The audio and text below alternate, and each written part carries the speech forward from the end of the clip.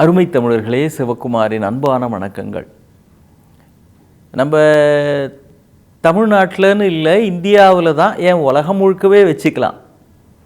இந்த ஆசை இல்லாத ஒரு அப்பா அம்மா கூட கிடையாது. எந்த ஆசை? தான் புள்ள ஃபஸ்ட் ரேங்க் வாங்கணும் அப்படின்றது இல்லைங்களா? எந்த அப்பா அம்மாவாக இருந்தாலும், அவன் பள்ளிக்கூடத்தில் படித்தாலும் சரி, காலேஜில் படித்தாலும் சரி, என் புள்ள கிளாஸில் ஃபஸ்ட் ரேங்க் வாங்கணும் அப்படின்னு ஆசைப்படுறாங்க. அது இயல்பு தான். அதுவும் செகண்ட் ரேங்க்கு, தேர்ட் ரேங்க்கு அதெல்லாம் கூட கிடையாது. டாப் 5 அப்படிலாம் கூட கிடையாது. ஃபஸ்ட் ரேங்க் வாங்கணும் என் பையன், என் பொண்ணு, அப்படி ஆசைப்படுவாங்க. ஆனால் அந்த ஆசையை பெரும்பாலும் நம்ம பொண்ணுங்க தான் நிறைவேற்றுதே தவிர பசங்க கிட்டக்க அது ரொம்ப எதிர்பார்க்க முடியல. பொண்ணுங்கள்லாம் நீங்கள் வருஷம் இந்த 10th +2 ரிசல்ட்லாம் வர்றப்போ பாருங்கள், செய்தித்தாளில் வரும், இந்த ஆண்டு மாணவர்கள் எண்ணிக்கையை விட மாணவிகள் தான் அதிகம் தேர்ச்சி பெற்றிருக்கிறார்கள் அப்படின்னு வருஷம் இது வரும். ஏன்னா மாணவிகள் தான் அதிகமாக கவனித்து பாடங்களை படித்து தங்களை தயார் செய்து கொள்ளுகிறார்கள். நம்ம பசங்க கொஞ்சம் அடுத்த லெவல் தான். ஏன்னா அவனுக்கு 1000 வேலை, எவ்வளோ பிஸி. அவன் சும்மா படிப்புன்னு உக்காந்துருப்பானா? அதனால் போனால் போகுதுன்னு நம்ம பெண்கள்லாம் முன்னேறணும்னு அவன் வழி விடுறான், அவன் விட்டு கொடுக்குறான். போங்கடா, நீங்கள் ஃபஸ்ட் ரேங்க் வாங்குங்க, நாங்கள் செகண்ட் ரேங்கே இருக்கிறோம்னு அவன் ஒரு பெருந்தன்மையாக நடந்துக்கிறான். சரி, அப்போ இந்த ஆசை எல்லா பெற்றோர்களுக்கும் இருக்கிறது.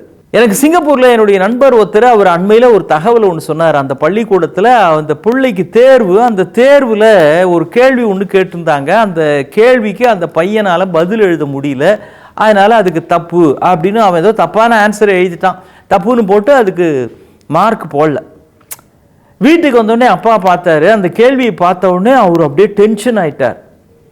இது என்னையா கேள்வி, இது ஒரு கேள்வியா இது அப்படின்னு கொஸ்டின் பேப்பர் எடுத்துக்கிட்டு மறுநாள் நேரம் போய் அந்த பிரின்சிபாலை பார்த்துருக்கிறார்.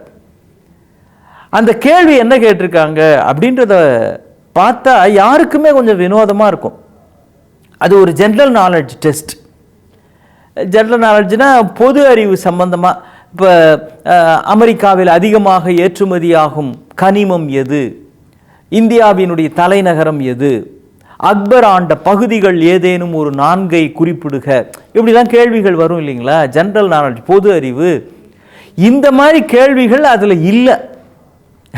அது அந்த மாதிரி கேள்விகளும் இருக்குது. அதையும் தாண்டி ஒரு கொஸ்டின் இந்த பையனுக்கு மார்க் கிடைக்கல பாருங்க, தப்புன்னு போட்டிருந்தாரு. அந்த கொஸ்டின் என்ன அப்படின்னா, நிறைய கேட்டிருக்கிறாங்க. சிங்கப்பூரை வடிவமைத்தது யார், மலேசிய பிரசிடென்ட் யார், அமெரிக்காவில் இப்போ யார் பிரசிடென்ட், இப்படிலாம் கேட்டுட்டு அன்றாடம் உங்கள் வகுப்பை, இந்த பள்ளியை, உங்கள் கழிவறைகளை சுத்தம் செய்கிற நம் பள்ளிக்கூடத்தின் 3 தூய்மை பணியாளர்கள் பெயர்களை எழுதுக அப்படின்னு கேட்டிருக்கிறாங்க. நம்ம க்ளீன் பண்ணுவாங்களே ஆயாமாரு, அப்புறம் ஹவுஸ் கீப்பிங்காக இருக்கிறாங்களே, கிளாஸ்லாம் அவங்க டெய்லி வந்து பெருகிறாங்க. அந்த இடம் ரொம்ப நீட்டாக இருக்குது, சுத்தபத்தமாக வச்சுருக்கிறாங்க. அதில் ஒரு கேள்வி கேட்டிருக்கிறாங்க, உங்கள் கிளாஸ் ரூமை பெருக்கி சுத்தமாக வைக்கிற 3 அந்த கிளீனிங் ஒர்க்கர்ஸ், தூய்மை பணியாளர்கள் பேரை எழுது அப்படின்னு. நேராக போய் பிரின்சிபால்கிட்ட கேட்குறாரு, என்ன இது ஒரு கேள்வியா இதுன்னு. அந்த பிரின்சிபால் அவ்வளவு அற்புதமாக ஒரு பதில் சொல்லியிருக்கிறாங்க. இதுதான் உண்மையான கேள்விங்க. எங்கேயோ அமெரிக்காவுக்கு யார் பிரசிடென்ட்டு, ஜப்பானுக்கு யார் பிரைம் மினிஸ்டரு, இது எல்லாத்தையும் தெரிஞ்சுக்கிட்டு நாம் இருக்கிற இந்த சுற்றுப்புற சூழல் இது எப்படி கிளீனாக இருக்குது, இது யார் இதை தினந்தோறும் வந்து தூய்மைப்படுத்துகிறார்கள் அப்படின்றத தெரிஞ்சுக்கிட்டாதான் நாம் செய்ய வேண்டிய இந்த வேலை. அல்லது நாம் தினம் இந்த இடத்த குப்பை போட்டு போகிறோம், பிட்டு பேப்பர் போட்டு போகிறோம், எதையாவது எழுதி கசைக்கு கீழே போட்டு போகிறோம் வகுப்பில். ஆனால் தினம் அதெல்லாம் யாரோ எடுக்கிறாங்க, அவங்களாம் யாருன்னு தெரிஞ்சுக்கிட்டாதான் நம் சக மனிதர்கள் பேரில் இருக்கிற அவர்களுடைய சங்கடங்கள், கஷ்டங்கள், துயரங்கள் இதையெல்லாம் தெரிந்து கொள்வதற்கு, நம்மால் ஆன உதவியை செய்வதற்கு இந்த பருவத்திலேயே பிள்ளைகளுக்கு கற்றுக் கொடுக்க வேண்டும். அதுக்கான ஆரம்பம்தான் அவர்கள் யார் என்பதை முதலில் தெரிந்து கொள். அதுக்கு பிறகு அவங்க பிரச்சனையை தீர்க்கிறது அதெல்லாம் அடுத்தது. இவ்வளவு நீட்டாக க்ளீனாக, நீட் அண்ட் டைடி அப்படிம்பாங்களே, இப்படி வச்சிருக்கிறது யார்? அதை தெரிந்து கொள்ள வேண்டியது இந்த பருவத்திலேயே உங்கள் பிள்ளைக்கு இருக்க வேண்டிய முக்கியமான தகுதின்னு எங்கள் பள்ளிக்கூடம் நினைக்குது சார். அந்த தூய்மை பணியாளர்களுடைய பெயர் என்னன்னு அவனுக்கு தெரியுதா அப்படின்றது பிரைம் மினிஸ்டர் யாரு, பிரசிடென்ட் யாருன்னு தெரிந்து கொள்வதற்கு இணையான ஒரு அறிவு என்று நாங்கள் நம்புகிறோம் அப்படின்னாங்க. எப்பேற்பட்ட விஷயம்! பல சமயங்களில் நம்ம மேலதிகாரிக்கு காட்டுகிற மரியாதை, நாம் வேலை செய்கிற பணியிடத்திலே நமக்கு மேலதிகாரிகள், சக ஊழியர்கள் இவர்களுக்கு தருகின்ற முக்கியத்துவம், அது இப்படிப்பட்ட கடைநிலை ஊழியர்களுக்கு எல்லோரும் தருகிறோமா? ஒரு பள்ளிக்கூடம் இருக்குது, கல்லூரி இருக்குது, அங்கே சில அதிகாரிகள் அல்லது சில பேராசிரியர்கள், ஹெச்ஓடி, அப்புறம் டீனு, டைரக்டர்ஸ், இவங்கெல்லாம் எல்லாருக்கும் தெரிஞ்சிருக்கும். இவங்கெல்லாம் ஒரு 2 நாள் வரலன்னா கூட ஒன்றும் ஆயிராது, அந்த டிபார்ட்மெண்ட்டு ஒன்றும் எந்த வேலையும் இடிஞ்சு போயிடாது. அதுவும் சில டிபார்ட்மெண்ட்டுக்கு டீனு, டைரக்டர், சில ப்ரொஃபஸர்லாம் வரல அப்படின்னா அது நல்லாவே வேலை செய்யும். ஆனால் இந்த கடைநிலை ஊழியர்கள் இருக்கிறாங்க பாருங்க, கிளீனிங் ஒர்க்கர்ஸ், ஆயாமார்கள், கழுவி இடத்தை சுத்தம் செய்கிறவர்கள், அன்றாடம் கழிவறைகளை, ஏன் தினந்தோறும் ஒரு நாளைக்கு 3 முறை 4 முறை தூய்மை பணியாளர்கள், இவங்க இல்லை அப்படின்னா அந்த பிளாக்கே, அது நிலைமை நீங்கள் உள்ளே போக முடியாது. அப்படித்தானே? பயன்படுத்தி கொண்டே இருப்பார்கள். தூய்மை செய்வதற்கு யாரும் இல்லை அப்படின்னா அப்புறம் ஓய்விடங்கள்னு சொல்கிறோமே, ரெஸ்ட் ரூம், அந்த இடங்களுடைய கதி என்ன ஆகும்? யாராவது கால் எடுத்து வைக்க முடியுமா? அந்த பிளாக் உள்ள நீங்கள் நுழையிறப்பவே, அந்த அந்த பில்டிங் உள்ள நுழையிறப்பவே அந்த வீசுகிற வீச்சம் அது காட்டி கொடுத்து விடாதா? எவ்வளவு நோய் கிருமிகள் பரவும்.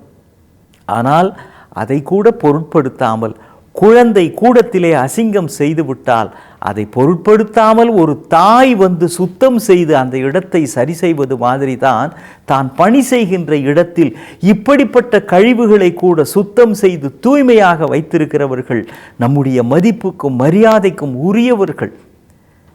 நீங்கள் உட்காந்துட்டே இருக்கிறீங்க உங்கள் டிபார்ட்மெண்ட்டில், உங்கள் செக்ஷனில், இல்லை உங்கள் ஆஃபீஸில், டக்குன்னு எந்திருக்கிறீங்க, உங்கள் சேர், உட்காந்துருக்கிற சேரில் ஒரு சின்ன ஆணி ஒன்று இருக்குது, அது கீறிடுது. நீங்கள் இதுக்காக, சார் எனக்கு கீறிடுச்சு சார், ஒரு பேண்டைடு ஒன்று, ஒரு பிளாஸ்டரி ஒன்று, ஒரு ஆயின்மெண்ட் ஒன்று வாங்கி கொடுங்க சார் அப்படின்னு உங்கள் சீனியர் மேனேஜர்கிட்ட சொல்ல முடியாது. ரீஜனல் மேனேஜருக்கு ஃபோன் பண்ணி சார் ஒரு பேண்டைடு வாங்கி கொடுங்கன்னு ஃபோன் பண்ணி சொல்ல முடியுமா? ஆனால் ஒரு பியூன், ஒரு அட்டெண்டர், அவர்கிட்ட சொல்லுங்கள், சார் என்ன சார் அழிப்புட்டுச்சா, ஜிஜா இருங்க சார் நான் போய் வாங்கிட்டு வரேன் சார் அப்படின்னு டக்குன்னு பக்கத்தில் மருந்தகத்துக்கு போய் வாங்கிட்டு வந்து அவரே உங்களுக்கு போட்டு விடுவார். நீ கேட்கலாம், ரீஜனல் மேனேஜருக்கு என்னங்க உங்களுக்கு பிளாஸ்டரி ஓட்டி விடுறதான் வேலையா அப்படின்னு. நான் அப்படியே அதை புரிந்து கொள்ளக்கூடாது. அவருக்கு இந்த பணியை அவர் செய்ய வேண்டும் என்று நாம் எதிர்பார்க்கவில்லை. ஆனால் இது செய்யாத ஒருவருக்கே நாம் மரியாதை தருகிறோம் என்றால், உங்களுக்கு காலில் அடிபட்டதற்காக அவர் ஓடோடி போய் மீண்டும் அதை வாங்கி வந்து உங்களுக்கு செய்கிறார் என்றால், அவரும் ரீஜனல் மேனேஜருக்கு இணையாக மதிக்கப்பட வேண்டியவர்.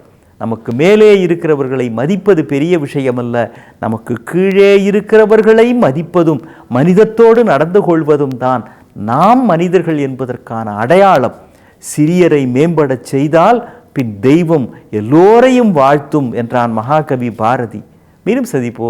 வணக்கம்.